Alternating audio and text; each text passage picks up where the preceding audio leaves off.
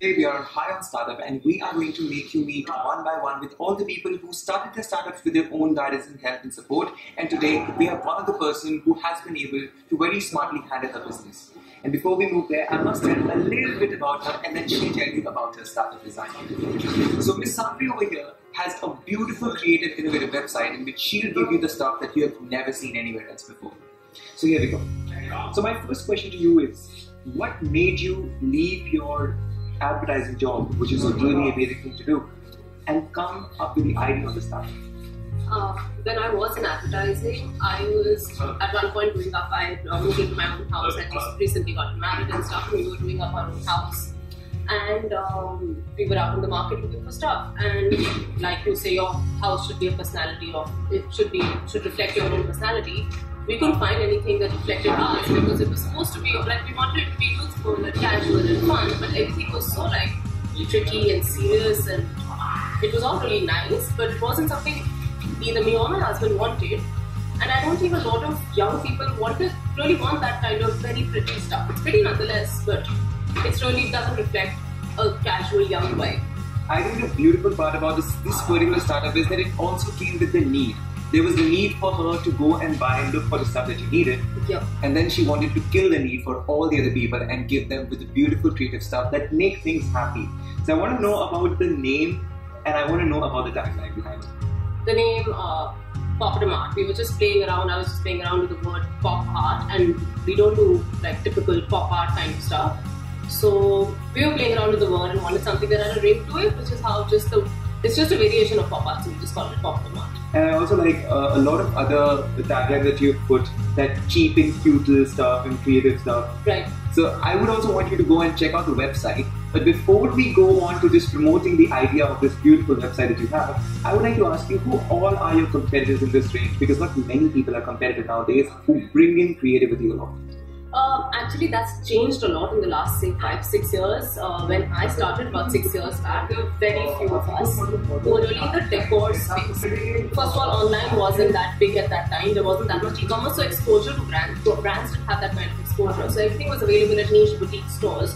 So you saw very few of those brands. Now in the last 5 years, there are lots of people. There are homegrown businesses. There are bigger brands like Chumbak and Happily Unmarried, which are heavily funded brands, and there are smaller brands. There's Wishington, which is a fairly known brand in Delhi and Gurgaon, and there are some other small brands as well. So competition has grown, which actually I think is great, because when I started, this design aesthetic wasn't acceptable.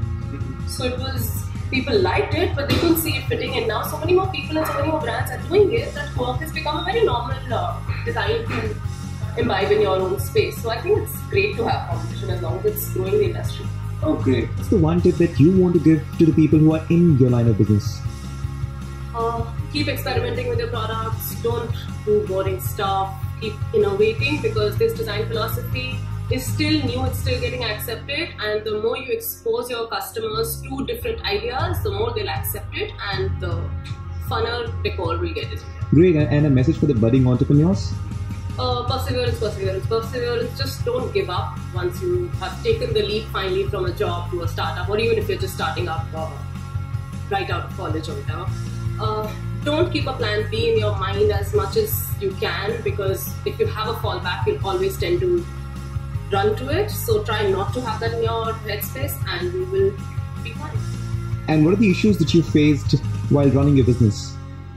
In the beginning, when I started, as I said, work as a design philosophy wasn't really there, especially in the decor space. So getting that through to people and educating people in that design space was something that took time, and that's something that's still happening. That's why, and as it's happening, more and more brands are coming in, which helps because the philosophy is spreading more and more. So that was an issue which I think a lot of brands together are now resolving. In terms of any other issue now, if I see, will be reached, because brands like me are so small, and most brands in the work space are so small that reaching out to audience is a challenge. So marketing our products and making sure it reaches the right people, getting the right eyeballs, that's a constant challenge for us. Yep. thank you so much for giving a wonderful message to all the budding entrepreneurs who want to come up with startup very soon.